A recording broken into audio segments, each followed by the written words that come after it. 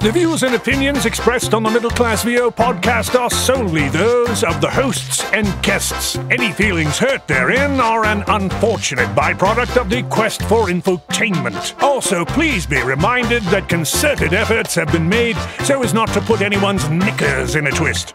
Having one's knickers in a twist is not an objective or goal. However, if your knickers are in a twist and it persists for more than 4 hours, please seek out a physician. Moreover, if anyone were to feel besmirched by any of the commentary on the Middle Class VO podcast, it would be purely coincidental. No besmirchment is intended. Please enjoy. Coming up on the Middle Class VO podcast. This is Chicago's very own WGN News at 9. You're watching WXYZ, where 7 stands for news.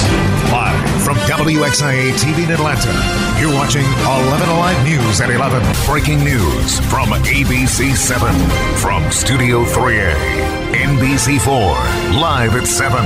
This is CBS 2 News at 5. If you need e-learning, we're just an email away. Corporate narration, tell us what to say. Explainer video, imaging radio, slinging local cars, reading IVR. No, we ain't no stars. This is the Middle Class VO podcast. The Middle Class VO podcast. The Middle Class VO podcast. My goodness. What a talent. Bob Tracey is joining us on the Middle Class VO podcast. Bobby, what did you think of his affiliate work there? The first thing was like, I've heard of this guy. I've heard this voice before many, many times. So I can't wait to get into the beef of it, how he got there and how much he's still in and everything. Yeah, a lot of people will know the voice, and we are so excited to have him on the Middle Class VO podcast. Bob Tracey. Bob, welcome to the Middle Class VO podcast. Kevin, Bobby, great to be here. Thanks so much for inviting me. We are so glad to have you on, Bob. And I was telling Bobby this, that your and I's history, we go way back to 1994. Oh, my goodness. Really? That far back? It is, Bob.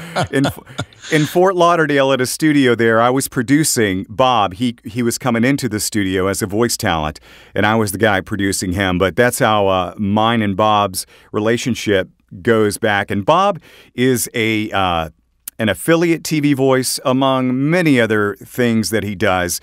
But Bob, tell us first off, how did you, because you come from radio, I already know that part of your story. Tell us how you made the transition from radio into full-time voice work. I got fired and I was praying my butt off. That's how I did it. Which surprisingly was the only time I got fired. The first time I was on stage, I was 3 years old. We were on a vacation resort in the Pocono Mountains in New Jersey. And they showed a little movie for entertainment in the summertime. So for some reason, the movie had been delayed. I'm 3 years old, no prodding from my mother or father. I get up out of my seat. I walk up to the stage. I grab the microphone and I say, the movie has been delayed, but I'll sing you a little song. Shaving a haircut, 2 bits, who's getting married? Tom Hicks, who is the Goomba? Harry Carey. And I sing the song and I get a nice round of applause. My father turns to my mother turns to my father, and they both say, did you send him up there? And they both say no. My father proceeds to come up to the stage and grab me off the stage, and I'm thinking, hey, I'm killing. What are you doing? Leave me alone. He takes me back to my seat, and I sit there, and I can remember that like it was yesterday, and from that point on, pretty much any chance I got to be on stage or be in a show or do something in school or, lip sync the Tom Jones Live in Las Vegas record in our living room to any visiting family or friends who would sit through it, I would do it, which I think is kind of a similar story for all of us. I was watching Jimmy Kimmel the other night, and he was talking about stuff he did. I was listening to your podcast with JJ, a guy I remember when his father called my mother one day and asked her for the cash call jackpot amount. So I think we all kind of have similar stories. So anyway, in school, I was in chorus one year. I think it was the 3rd grade, and it was the Christmas concert, and we were supposed to wear a white shirt with a red tie, and I didn't have a white shirt. I had a light blue shirt with a red tie, and I think the instructor saw my blue shirt and just picked me at random him and said, Robert, we want you to go out there in front of us, and when we sing a song, you will announce the song before we sing it. Okay, got it. We will now sing Rudolph the Red-Nosed Reindeer. And people would applaud. and I just stayed with that until eventually, I realized that, God was listening and paying attention, because when I was in high school, I was part of the normal morning announcements show that we used to do in high school. And our 10th grade math teacher said, hey, there's a radio station out in California that's in a high school. What do you think about having a high school radio station here? And over the next couple of years, we proceeded to put a radio station on the air at Piper High School in Sunrise, WKPX 88.1. That's still on the air. Meantime, while I'm in the 10th grade, he's working at a radio station. He says, hey, we got an overnight spot open. Why don't you make a tape? I'll take it in. Next thing you know, I get the job. It's midnight to 9 a.m. on a WFTL in Fort Lauderdale, 1,000-watt AM station, and I'm in radio, and I'm working professionally at 16. While there, this is where the voiceover thing comes up. Old-timers who are hardened and crusty say to me in their nicotine-entrenched vocal cords, covered in whiskey, they say, hey, kid, if you're too stupid to get out of this business and get a decent job, why don't you learn to do voiceovers? To which I like, hey, mister, what's voiceovers? And they're like, well, when the commercials come in, those produced commercials, those are the voiceovers from voice actors. They don't really call them voice actors, then they call them announcers. But most of those guys who did those voiceovers back in the 70s and 80s were either actors or they had been thespians with some kind of stage training. And I really started to focus on that, because the thing that got my attention is they said, oh, you can make $200 or $300 in 20 minutes. I was like, well, then sign me up, because $5 an hour working part-time in radio isn't really paying the bills. And that kind of opened the whole door into paying attention to doing voiceovers for advertising. And then from that, looking toward television. And television actually came through where you and I worked together at Kiss FM. You were there after I was there, but, Kiss FM in Fort Lauderdale. Can you remember your first TV affiliate gig? Oh, yeah, absolutely. I'm working at Kiss FM, 99.9 Kiss Country in Fort Lauderdale, and I just got the go-ahead to buy a house, and then within like 6 months of buying the house, I get fired from Kiss FM.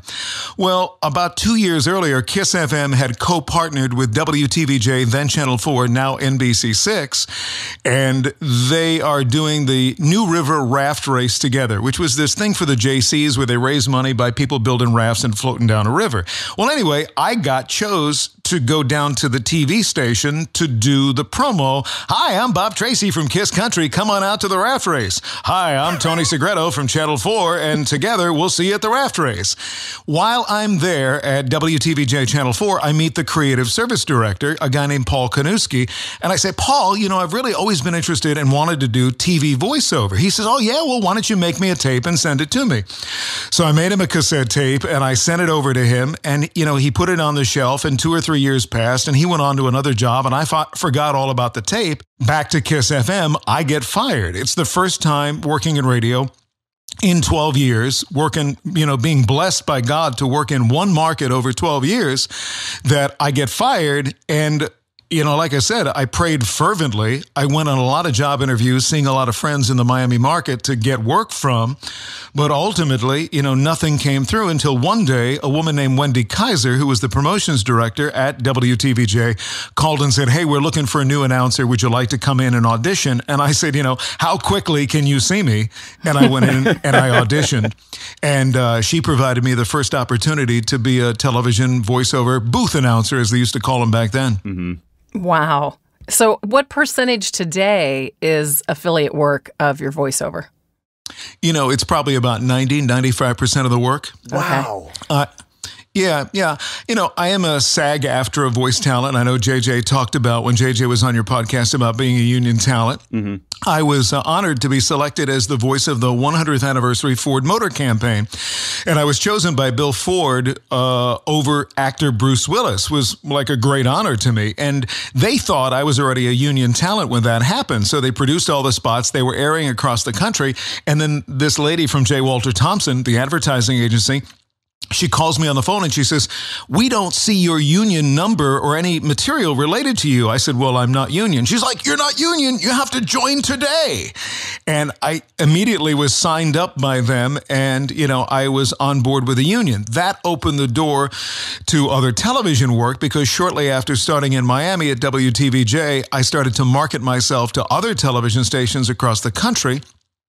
And then eventually a station that I picked up in Hartford, Connecticut, WTIC, the Fox station there, they were bought by Tribune Corporation. At which point, the creative service director there, a guy named John Mason, called me on the phone and says, "Bob, I got good news or maybe bad news.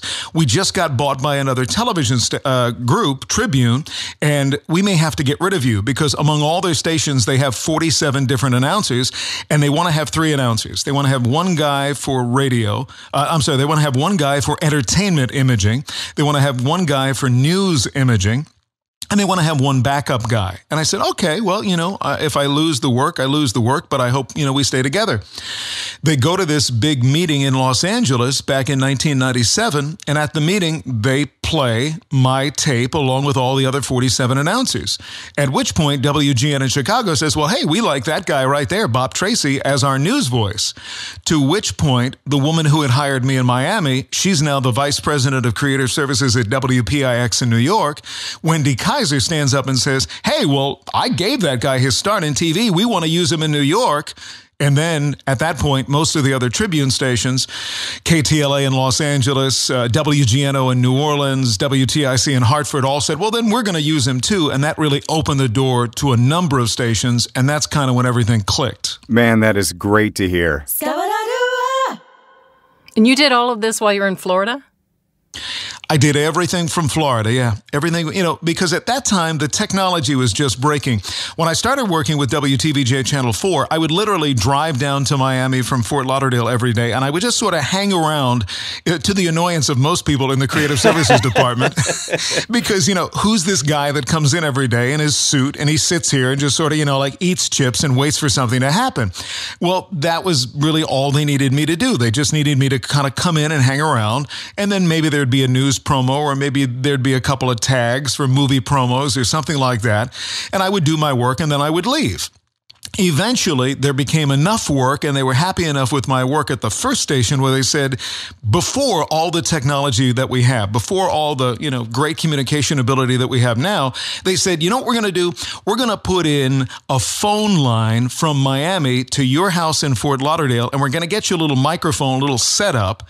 They put in a $4,000 a month Class A phone line, which was basically an equalized phone line. Wow. And I could record, but I was on a tether. I had to be within 10 minutes of my house in Fort Lauderdale at all times. So it was kind of like paid rehearsal, paid practice. I was there every day practicing. And from that, that's when I realized, after a conversation with Wendy at Channel 4, she said, "Why don't you do what you're doing for us for other stations?" And then I started, marketing and getting out to the other stations and sort of growing everything from there. But yeah, today for me, it's 95% television stations. I still audition all the time. Let's see, this week alone, I auditioned to be a slug. I auditioned to be a spokesperson for a drug company. I auditioned to be a bank spokesperson. Yeah, so, within our business, I think you're auditioning all the time. You're constantly performing. You're constantly... I watched a thing with Meryl Streep the other day, and Meryl Streep was saying the same thing. She said, you think at this point in my career, I'd feel comfortable. No, I still audition. I still get nervous. I'm still afraid the phone won't ring. Wow. That's amazing. Bob, going back to being tethered to the studio, I wanted to address, an affiliate work, because a lot of people, want to get into that. Right. But I know there's some really good stuff, but there's some really bad. Break it down for me. A couple of points on the bad side, then a couple of points on the good side about affiliate work. Well, I think, first of all, if you're trying to work for a television station, working as a voice for a television station can be kind of like being a radio disc jockey. When I worked in radio, sometimes I would get teased. Some people say, "Oh, you sound like Ron Radio." I don't know. That phrase was kind of popular in the 80s and 90s, meaning somebody who could sound like they were on the radio. 721 going to be a cold day today, that kind of radio sound. That still sort of works in some applications. You hear a lot of, 1-800 commercials and things like that where that sound is still looked for. But one of the things I learned about working in television is in TV, sometimes you do a promo for a concert that's going to be a boy band that's mostly attractive to young girls, maybe 6 to 16. On the other side of the microphone, 2 minutes later, you're doing a story about a shooting where a police officer lost his life, and we have live coverage beginning at 5. So in one case, hey, you want to win this contest. You want to go see these guys. It's going to be a great show. Meanwhile, people have died, and we have pictures, and we'll show them to you at 5. So there's more voice acting than there is announcing. Because one of the things I've learned over the last 20 years is if you can act, then you can act like an announcer when you need to be an announcer. You can act more compassionate. You can act more excited. You can act for the tone and the quality. And for me, I learned that from an old NBC announcer, a guy named Danny Dark. Danny Dark was the voice of NBC all through the 60s, 70s, 80s, into the 90s. And if Danny had something that was very entertainment oriented, then he sounded like that. Coming up tonight on NBC. It was very happy. It was very up-tempo. On the other hand, if it was something more serious, a special report, Tom Brokaw tonight on NBC News, it had a different flavor. So for me, that's acting. That's voice acting. And in the clip that you played of the work that I've done, you hear a little bit of that. And I think psychosubliminally, everybody sort of has an idea in the back of their head what certain things should sound like. The current sound right now is certainly a lot younger. There's certainly a lot more of a younger, would you say, like millennial or Gen X kind of sound that, disenfranchised. I really don't care about this. You should watch it anyway. It's going to be good. Please turn it on. Which is growing, True. If you watch NBC Nightly News, the NBC Nightly News announcer is very traditional. This is NBC Nightly News. Meanwhile, over on David Muir on World News Tonight, this is World News Tonight with David Muir. It's different. But again, it's all acting, in the same way that, when I worked in radio, the voice that I did all the time was that, hey, 99.9 Kiss Country, gonna be exciting. Here's Alabama. It was the same, it was the same kind of flavor all the time. You guys know what I'm talking about, right? Absolutely. A penny for your thoughts. So what, Bob, are your favorite things about doing TV affiliate work? I think, again, for me, it goes back to the ability that I can act, that I can do different voices and different characters. A couple of years ago, the station I work for in Charlotte, the Charlotte CW, WCCB in Charlotte, North Carolina, had a Comic-Con type of event that they were co-promoting with a local venue. And it had a number of different cosplay type of events that were going to be based on Star Wars, Star Trek, Frozen, horror, a varieties of different genres of things that were going to be taking place, all sort of under that Comic-Con type of banner. So instead of just reading that as WCCB Charlotte CW invites you to come out to the big event this weekend, I literally did a character voice for every different element and every different aspect of, what was there. So with Star Wars, I tried to, when I said, come and be a part of Star Wars, I tried to sound like Darth Vader. When I said Star Trek, I tried to sound like Spock. When I said Frozen, I actually sang Frozen like a line from Let It Go. So for me, that's the thing that I enjoy the most about television voiceover imaging work, affiliate imaging work, that you get to be, a whole host of different voices on the same station. Some stations don't want that much and prefer, no, we just, and they'll give you direction to these types of things. They'll say, well, we just need your mainstream voice on this, just middle of the road, nothing spectacular. On the other hand, I just did something for one of my Fox stations, Fox 47 in Lansing, Michigan, where it's the Simpsons Treehouse of Horrors. So every October, they play all the Simpsons Treehouse of Horrors. They turn it into a big event. There's outdoor stadium-style events where people are encouraged to come dressed as their favorite horror characters and Simpsons characters. So then, I get to do all these different horror voices that is ultimately turned into 15, 20, and 30-second promos that encourage people to watch, encourage people to come to the event, encourage people to go and participate online. And that's all you you're ad-libbing that. That's not something the producer says, hey, Bob, go into character for this.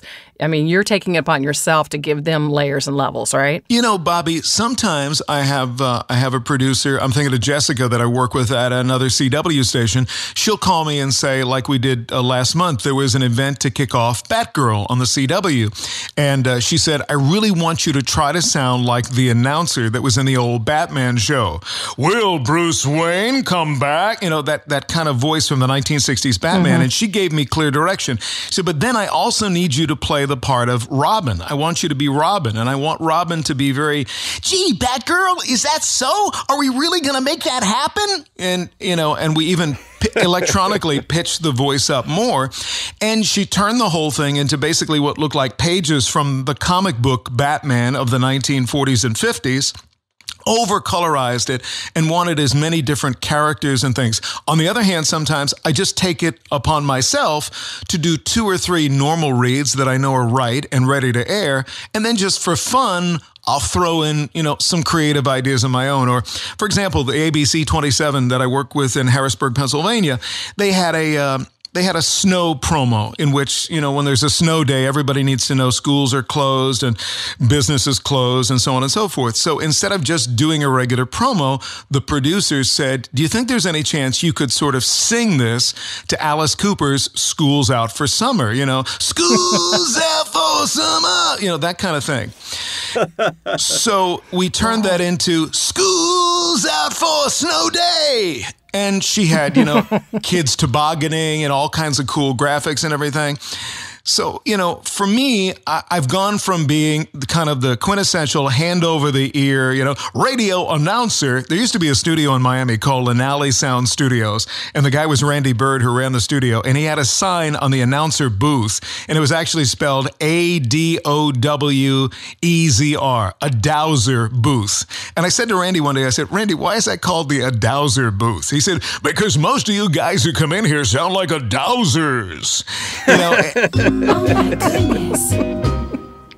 and he was, you know, sort of making fun of us, but I got what he was saying because I had already started to pay attention to the people who were working more, who are clearly people who had been actors, who came from acting and brought that skill over to announcing and doing voiceover. You know, hence today what we see in animation. I mean, all the major animation products, you know, whether it be Disney or Pixar or whoever, it's all the big stars who are all actors. There are a number of parts that are played by people like ourselves. For example, you guys know Mark Mosely, right? Yes, I do. Yeah. Mark Mosely was a radio talent here in South Florida, worked with Bill Tanner for many years, went out to Los Angeles. Well, Mark Mosely is still the singing voice, and in many cases, you know, the speaking voice for Eddie Murphy. Because when Eddie Murphy sings, he sings in a high falsetto voice, so Mark comes in and sings in a normal way. So, you know, there is, you know, animation work. So, but for me, it's the acting. It's getting to be creative. It's getting to go back to being 3 years old and walking up on stage and just doing that same thing, whether it be, you know, this is 11 Alive News at 6 for Atlanta, or something more relaxed or something crazy or something goofy, or pretending to be a slug where I'm saying, that's right, you really want to come to Seattle because Seattle's kind of weird. You know, that's where it's at for me. Now, you know, I come from a family where my mother is incredibly creative and extremely talented, and she was a commercial artist. She has tremendous comedic skills. I've used her in voiceovers and commercials a million times. She has a great voice and does a lot of characters and voices because her father, back in the 1940s and 1950s, in the days before TV was the big thing or films, he would literally, you know, just do shtick around the house and put on costumes and wear hats and things and get, you know, my uncles and cousins to work with him. So much so that on Sundays, back in the days of the Sunday family get together for dinner and to hang out, the house would be packed with people from 3 states that would go to, you know, Jersey City Heights, New Jersey to see my grandpa John put on a show, basically. And that was kind of, you know, that was sort of the impetus. So I think we all sort of have this creative, artistic gene in us that we want to perform. You know, we want to try to make people's lives better in whatever way we can, in a positive, you know, Christ-like way, to say, you know, it's tough, but you can make it through, and it's not so bad. And here we go. Bob, this is fantastic. I don't want to keep you too much longer, but if you've got just another minute or two, I would love to hear two stories that I know about. Yeah. If you have time, would you tell Bobby and I the story about when you went to Chicago and you were recognized for your voice? A buddy of mine, Dan, who works at WGN that I was working with every day, he's in Chicago. I'm in my studio in Fort Lauderdale. He's saying, well, we're getting close to my wedding and everything. And I said, yeah, my invitation still hasn't come in the mail. And he says, oh, you're not going to come to my wedding. You're not going to fly up to... I said, well, you know, the invitation still hasn't come in the mail. 3 days later, I get an invitation in the mail. I call him on the phone. I said, I'm booked. I'll be staying at this hotel and I'll look forward to seeing you. He said, really? You're going to come to my wedding? Oh, that's awesome. That's so cool. Thanks so much. I fly up to Chicago, I book into the Sheraton, and I'm standing at the front desk at the Sheraton, and the guy says, hi, can I help you?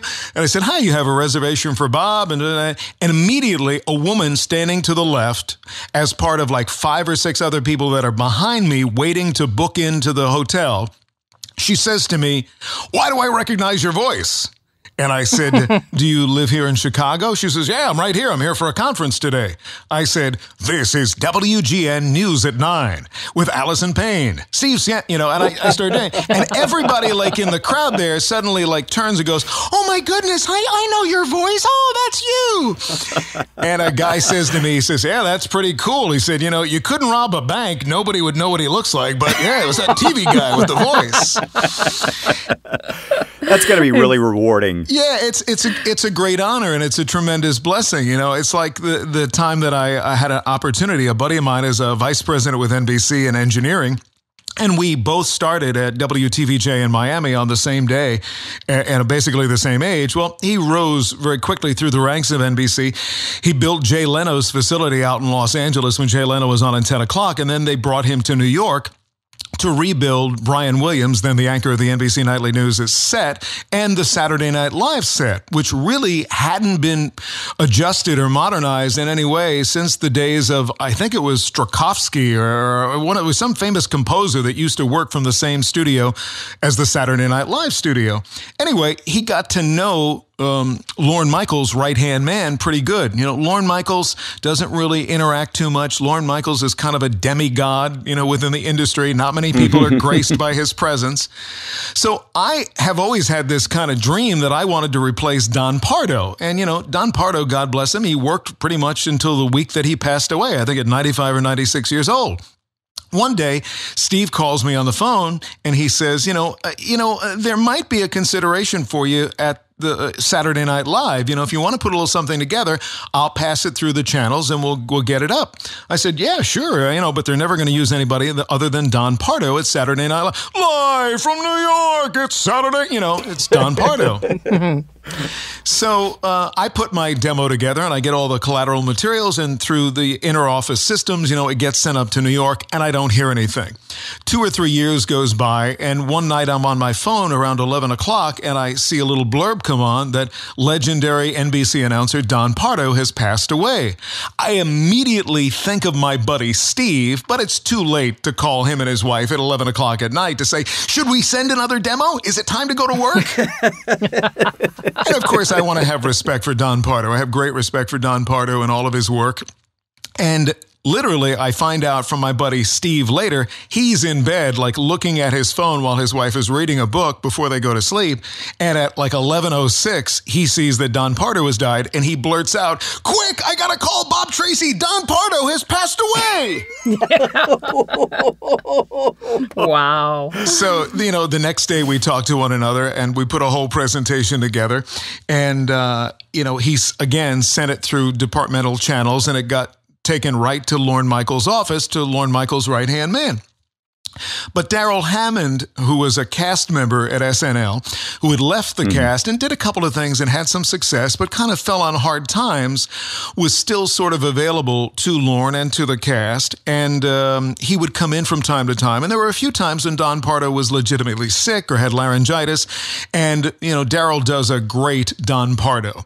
One night, he even did a skit with, I think it was actress Jill Clayburgh, in which it was supposed to be Don Pardo hitting on her to go out on a date, but it was actually Darrell Hammond who did the voiceover. Darrell's voiceover of Don Pardo was so convincing that when Don Pardo called his sisters the following day to say, hey, what did you think of my bit last night on the show? They were like, oh, you were in better voice than ever. You sounded great. Fantastic. Well, guess what? It wasn't me. It was Darrell Hammond. Love it. So, we kind of all sort of knew that when Don Pardo passed, that it was sort of going to be to Darrell Hammond. And I didn't really think anything of it. Even though we mounted a full court press, I had FedEx packages going to Mr. Michael's home in Southampton, Long Island, and his apartment in Manhattan, and to Broadway Video, because, you want to cover all bases. This is a once-in-a-lifetime opportunity to replace a legendary announcer. And the whole thing ended, and Darrell Hammond was the announcer, and then I heard him on there and really didn't hear anything. And then one day, I got a call from my buddy, and he says, hey, I just want to let you know, I got an inter-office email, and it was so-and-so, who's Mr. Michael's right-hand man. Mr. Michaels heard your materials, and he said if we weren't going to go with Darrell, well, we would go with Bob. And that was like, wow, well, thank you very much. That's a great honor, and I really appreciate that. Because as a kid, we would go to New York for Christmas time. We'd always go to Rockefeller Center and NBC and take the tour. We would see the Christmas tree and go to Radio City Music Hall. So for me, that whole New York radio and television experience is foundational in me being who I am today. When I was a child, my mother would turn to me as an infant and say, do you want me to put the radio on? And she tells the story that my first word as a human was actually radio. I said, radio, put on the radio. Wow. I didn't say mommy or daddy, I said radio. So Nice. So you're living out your dreams, your childhood dreams, Bob. And before we get going here, if somebody else is looking to get into affiliate work, what couple of little tips might you give them when they're seeking out their affiliate stations? Do they need to get an agent specific to that? Do they market directly? What's your advice? I'll tell you what I do and what I still do. You want to reach out directly to the people at the television stations who are making the decision on who to hire as the station voice. Because of downsizing and because of the changing economy and because affiliates basically were developed to deliver the network programming, which kind of ended in the last couple of years when via the internet, now any studio, any network can deliver product like you deliver your podcast. We all have the ability to be a network. We all have the ability to do that now, whether it be through YouTube or podcasting or whatever. So things have changed at affiliate stations a little bit and are changing more. Television stations are kind of going away slowly. Are we going to ever live in a country in our lifetime in which there will no longer be broadcast television stations? Probably not. But the course to take is to reach out to the general manager, the creative service director, the promotions director, the marketing manager, possibly even the news director. Because at varying stations based upon market size, if you're talking about New York City or Los Angeles, the number 1 and number 2 market, you have all of those people at those stations. And the decision on who will be the voice of the station is primarily decided by the creative service director, the promotions director, the news director, and the general manager, and probably a team of other people and consultants who will actually focus and research a number of voices to see who tests best for that station and their demographic. Meanwhile, if you're in market, 50 plus, one person is probably doing 3 or 4 of those jobs alone. So you might have somebody who's the marketing director, who is also creative service director, promotions manager, and might even be, deputy general manager or assistant news director. These are the people who are going to select. Now, if you come from radio and you are only accustomed to being a radio announcer, you do need more the skills of a voiceover actor. That's really what you want to focus on. You want to be a voice actor. Because again, like we talked about earlier, you're doing a lot of different reads, and that's really critical to helping the station win. So reaching out to the people at the television stations, you can do that pretty much online. Every station has a file with the Federal Communications Commission in which you can find out who people are at the station. Every television station in America is represented online, so you can research towns and find out, Channel 7 in my town has a promotions director and a general manager, but nobody else, so I'll send my materials to the promotions director. In that, you need a demo that's most likely online, primarily on your website. I think a nice website that shows your skills and your talents and your abilities, that does a nice job of representing you, where there's a short demo, somewhere between 60 and 90 seconds in length. And you normally do two types of demo. You normally do a demo that's news-oriented and entertainment-oriented. The news is just what you would hear: news opens, news bumps, news rejoins. Promos, maybe a topical promo tonight coming up at 6. Image promos. We're the best news team in town. Watch our team work, that kind of thing. On the other side of it is entertainment. Some stations use 2 different announcers. Today, thank God, there's lots of women who are working. There's lots of people of different ethnic origin, African American, Latino American, that are working in Anglo broadcasting. And it's nice to have all those different sounds and all those different ethnicities. So, you have both the news and you have both the entertainment demo that you want to present to those stations. The next thing that I normally do is I work within the budgets that the stations have, knowing that all television and radio stations today are, doing the best that they can do with what they have, but there's more and more downsizing. There's more and more hubbing of stations where 5 television stations are operated from one site with one team of people. And, you have to kind of work within those constraints. Wow, priceless information. I mean, that's so helpful right there in the past couple of minutes. Wow, thanks so much. We appreciate all this info and love your stories. I'm sure you have tons of them, right? Well, thank you, Bobby. It's very kind of you. I feel like I'm going on and on and on. Now I want to hear your story, Bobby. Tell me about yourself. Enough about me. We'll have to get you to dig into the archives of the Middle Class VO podcast, Bob. Oh, no, I have. I've been enjoying them. I really have. You've got a great show. I love the fact that John Cleese would come in to do your open like that. That's just phenomenal.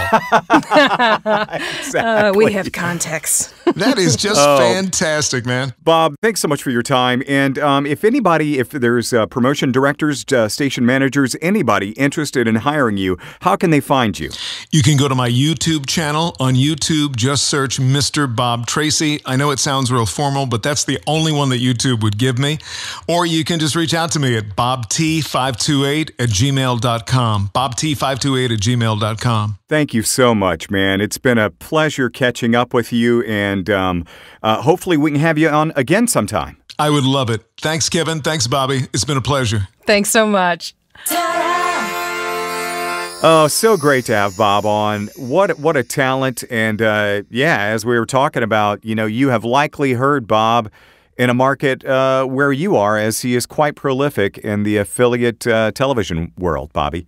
Makes me want to get right to work on trying to get some jobs with those tips he gave us. Oh, yeah, and just great tips he gave us, and it was such a pleasure to have him on. And I guess we'll do it again, Bobby. Yeah, until next week. You can always catch us on iTunes, Podbean, Twitter. We're everywhere. Spotify, Facebook, YouTube, and others. We appreciate you listening to the Middle Class VO podcast, and we will catch you on the flip side.